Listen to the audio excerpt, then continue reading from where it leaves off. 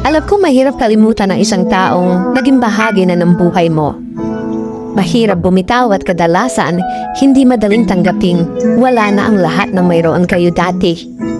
Dahil ang dati ay mga alaala na lang ng kahapon na siya namang bitbit mo ngayon habang naglalakbay kang mag-isa patungo sa iyong paghilom. At sa paglalakbay mo, huwag kang magmamadali, huwag kang tatakbo.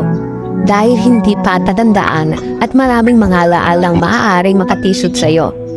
Alaala magpapahinto sa iyo at kung minsan, ililigaw ka at ibabalik ka kung saan ka nagsimula.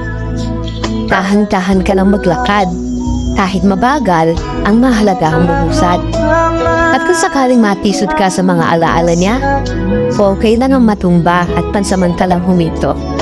Basta ang mahalaga, agad na babangon ka at hindi ka na muling matitisod sa parehong alaala.